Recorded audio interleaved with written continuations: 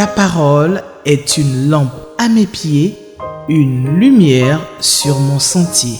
Psaume 119, verset 105. La méditation.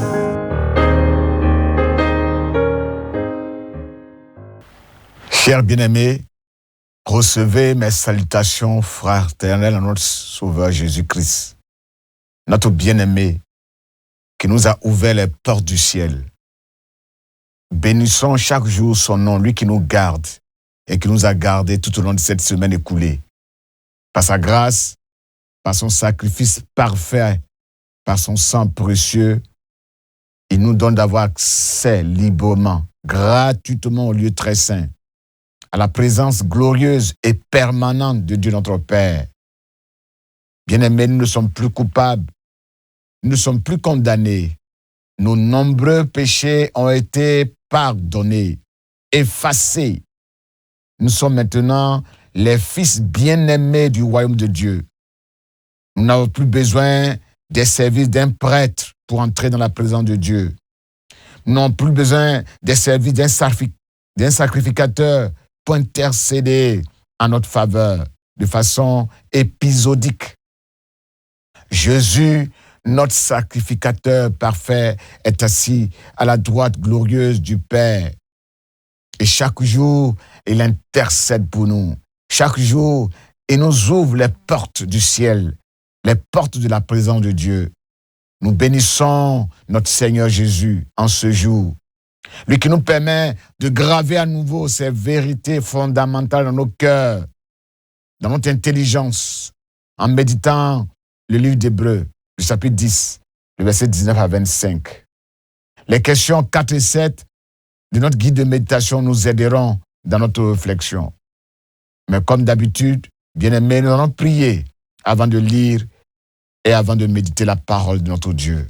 Nous prions. Notre Dieu, notre Père, quelle grâce nous avons en Jésus-Christ d'avoir accès à ta grâce, d'avoir accès à ta fidélité, d'avoir accès à ton amour, d'avoir accès à ta présence glorieuse. Nous pouvons te parler maintenant parce que notre Dieu, Jésus-Christ, a payé le prix à la croix du Calvaire. Son sang nous a lavés, son sang nous a purifiés et son sang nous a donné de pouvoir nous réconcilier avec toi. Grâce à cette merveille, nous pouvons maintenant avoir accès à ta parole pour la méditer chaque jour. Cette lettre que tu nous donnes chaque jour pour nous communiquer ta pensée, ta vision, tes directives et tes lois. Bénis ta parole que nous allons méditer maintenant. Renouvelle notre intelligence et donne-nous de saisir ce que tu attends de nous, ce que tu veux que nous fassions pour rester et pour demeurer toujours dans ta maison, dans ta présence. Bénis chacun de nous, bénis chaque frère et chaque sœur qui médite ta parole en ce jour avec nous. Que la gloire, la louange et l'honneur te reviennent au siècle des siècles. Amen. Bien-aimés, nous lisons la parole de Dieu dans le livre d'Hébreux, chapitre 10, à partir du verset 19. Ainsi donc, mes frères, nous avons une pleine liberté pour entrer dans le lieu très saint, grâce au sang du sacrifice de Jésus. Et nous en a ouvert le chemin, un chemin qui est nouveau, un chemin vivant, à travers le rideau du sanctuaire, c'est-à-dire à travers son propre corps. Ainsi, nous avons un grand prêtre éminent, placé à la tête de la maison de Dieu. Approchons-nous donc de Dieu avec un cœur droit, avec la pleine assurance que donne la foi, le cœur purifié de toute mauvaise conscience et le corps lavé d'une eau pure. Restons fermement attachés à l'espérance que nous reconnaissons comme vraie, car celui qui nous a fait les promesses est digne de confiance. Et veillons les uns sur les autres pour nous encourager mutuellement à l'amour et à la pratique du bien. Ne prenons pas comme certains l'habitude de délaisser nos réunions. Au contraire, encourageons-nous mutuellement, et cela d'autant plus que vous voyez se rapprocher le jour du Seigneur. Amen. Question numéro 4. Bien-aimés, quels sont les ordres que notre Dieu nous donne dans ce texte que nous venons de lire? Le verset 22.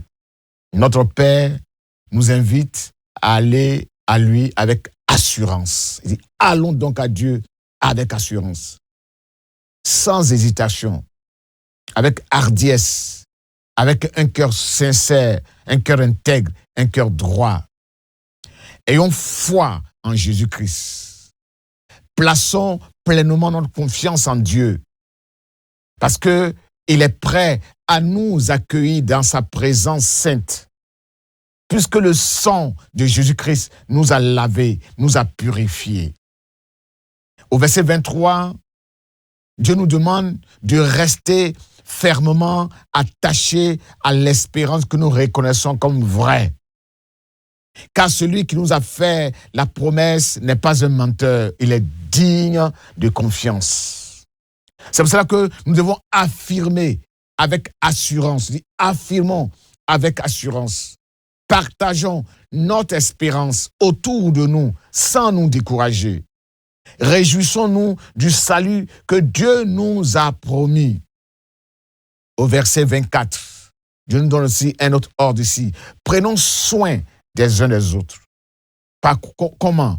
En intercédant les uns pour les autres, en nous visitant les uns les autres, en nous consolant les uns les autres, en partageant ce que Dieu nous a donné, en nous exhortant les uns les autres, en pleurant avec ceux qui pleurent et en nous réjouissant avec ceux qui se réjouissent. Veillons les uns sur les autres en nous assistant mutuellement, en nous entraidant spirituellement pour grandir, pour persévérer, pour aller de l'avant. Soutenons-nous mutuellement, encourageons-nous à nous aimer les uns les autres. Excitons-nous mutuellement à l'amour fraternel, à la communion fraternelle. Rivalisons de bienveillance en nous encourageant à faire du bien autour de nous. La Bible nous invite à ne pas nous lasser de faire du bien. Galates chapitre 6, verset 9. Soyons serviables, serviteurs des uns des autres. Verset 25.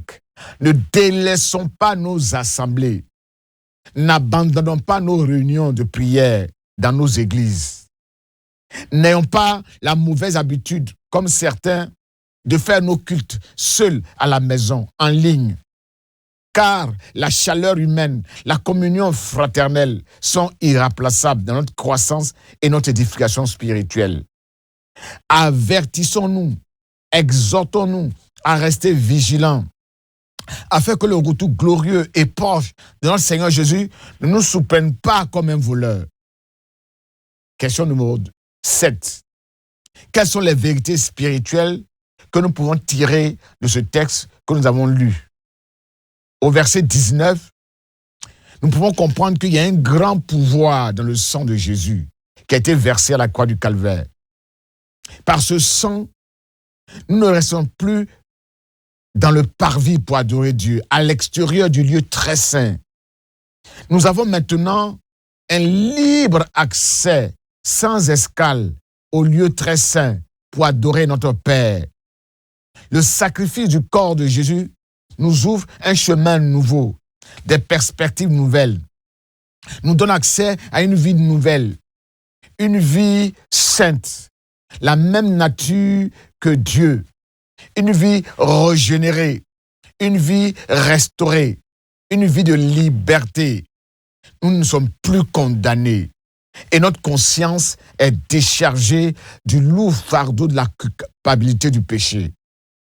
Au-delà du voile, dans le lieu très saint, nous n'avons plus un médiateur, un grand prêtre, qui soit un pécheur, qui soit faible, qui pouvait être frappé à tout moment et qui était obligé de couvrir ses propres péchés avec le sang des animaux.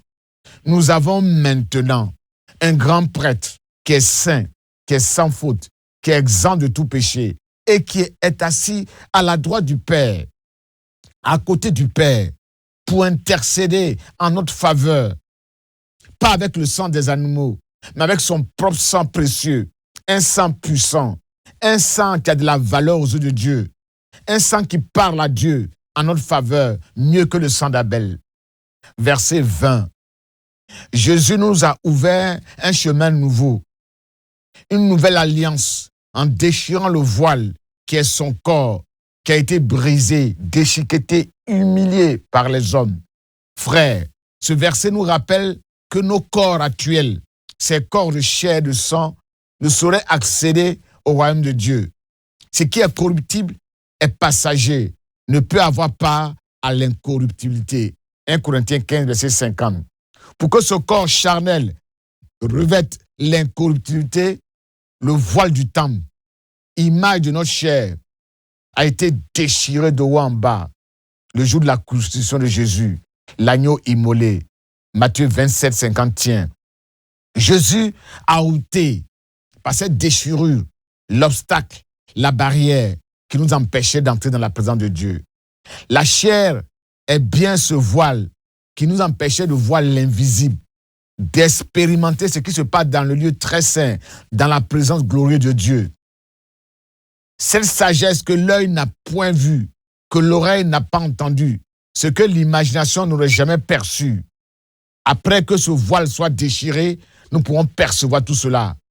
Car plus nous sommes charnels, plus nous sommes aveugles par rapport aux réalités spirituelles. Circoncire la chair, la déchirer, pour avoir une vie nouvelle qui satisfasse les exigences de Dieu, n'était pas la portée de l'être humain. C'est pourquoi Dieu, dans son amour, en vue de nous, de faire de nous ses frères, les frères de Jésus, l'époux de Jésus, il nous a donné Jésus qui a pris notre place et qui a été crucifié à la croix pour nous. Cette action est maintenant à notre actif, à notre portée. Ainsi, ceux qui ont accepté Jésus dans leur vie lui appartiennent désormais. Ils ont cloué à la croix leur vieille nature pécheresse. Cette nature avec ses passions et ses désirs mauvais. Galates 5, 24. Ce chemin nouveau que Jésus nous a ouvert est un chemin qui est vivant. Car notre Seigneur n'est pas resté dans le tombeau. Il est impérissable. Il est ressuscité les morts. Jésus est la résurrection et la vie. Jean 11, 25. Celui qui me rachète est vivant et il se lèvera le dernier jour sur la terre. Job 19, verset 25, verset 21. Nous avons un grand prêtre, si éminent, si parfait, établi, placé à la tête de la maison de Dieu pour régner sur le corps de Christ, l'Église, la véritable maison de Dieu. Jésus règne sur cette Église, car c'est lui qui l'a bâtie au prix de son sacrifice à la croix du Calvaire. Dieu l'a placé à une position très élevée pour le récompenser pour son obéissance, pour sa victoire sur la mort, sur les ténèbres, pour avoir sauvé l'humanité. Éphésiens 5, 23. Jésus règne aussi sur chaque membre du corps de Christ, qui est aussi une maison de Dieu. Nous sommes le temple du Dieu vivant, le temple du Saint-Esprit. Hébreux 3, verset 6. Et Jésus règne sur nos vies. Jésus a été placé à la tête de la maison de Dieu pour qu'elle reste toujours ouverte pour accueillir tous ceux qui ont faim, tous ceux qui ont soif, tous ceux qui sont malades, fatigués et qui ont besoin de repos. Ils n'ont plus besoin de faire des sacrifices, des holocaustes d'animaux, mais leurs prières formulées avec un cœur droit, avec un cœur sincère, avec une joyeuse assurance, seront exaucées comme un parfum de bonne odeur qui réjouit le cœur de Dieu à cause de l'œuvre de Jésus-Christ à la croix. Verset 22. Tous ont accès à la maison de Dieu. Mais qui peut demeurer en permanence sur la sainte montagne de Dieu? Ce sont ceux qui ne font pas de mal, qui ne pratiquent pas le mensonge, l'hypocrisie, ceux qui sont sincères, ceux qui lavent chaque jour leurs mains dans le sang de Jésus. Psaume 24, verset 3 à 4.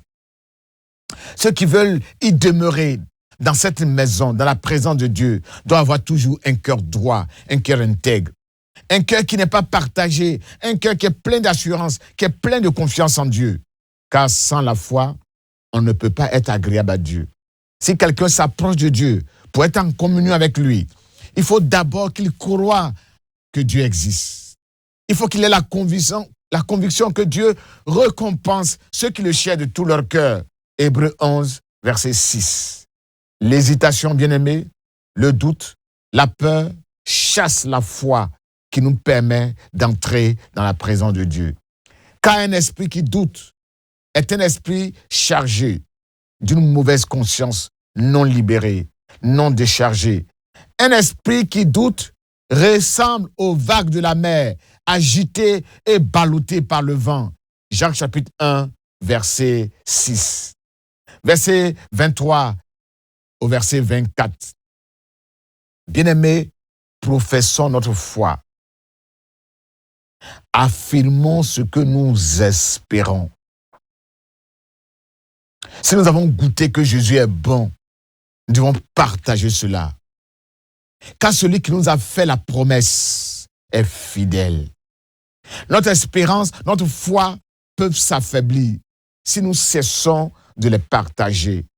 Romains 10, verset 9 dit que c'est en professant de la bouche que Jésus est Seigneur, en annonçant ce qu'il est pour toi, ce qu'il a fait pour toi, c'est là que tu seras sauvé. C'est en s'affirmant, bien-aimé, qu'on s'affermit spirituellement. C'est en s'occupant des frères, en les aidant à grandir spirituellement, que nous grandissons spirituellement nous-mêmes. Car nous sommes membres les uns des autres. Nous sommes le berger de nos frères. La réponse de Caïn à Dieu doit être bannie du milieu de nous. Je ne suis pas le gardien de mon frère. Je ne suis pas le berger de mon frère. Genèse 4, verset 9. Celui qui nous a fait toutes ces promesses n'est pas un homme, n'est pas un menteur qui va se dédire après. Il veille sur ses promesses pour les accomplir fidèlement. Tout ce qu'il a dit, c'est réalisé entièrement. C'est pourquoi il est vraiment digne de confiance. Il ne faut pas hésiter à lui confier nos problèmes, nos difficultés. Verset 25. Abandonner son assemblée, délaisser les réunions de son église, c'est se mettre à l'écart des autres. C'est chercher ses propres intérêts. Et cela est fatal pour notre vie chrétienne. Quitter la maison du Père, la maison du pain, la maison de sécurité, la maison où il y a une chaleur bienfaisante des autres membres du corps. C'est comme si on enlevait un tison du foyer, du feu. On se prive ainsi de la communion des frères. On se prive de leur douceur. On se prive de leur affection. On se prive de leur huile. On se prive de leur rosée. On se prive de leur exhortation et de leur encouragement. Et on meurt à petit feu. On s'éteint à petit feu et on devient des incroyants. Bien-aimés, prions. Notre Dieu, notre Père, ce matin, tu nous exhortes à ne pas abandonner nos assemblées. Donne-nous de ne pas abandonner les réunions, nos assemblées, la communion avec les frères. Parce que nous sommes membres les uns des autres. C'est ensemble que nous formons l'Église. Cette Église dont le chef est Jésus-Christ. Cette Église pour laquelle Jésus a été crucifié à la croix du Calvaire, pour ouvrir pour nous un boulevard, un chemin nouveau pour entrer dans la présence de Dieu, pour communiquer avec Dieu, pour parler avec Dieu, pour rester dans la présence de Dieu.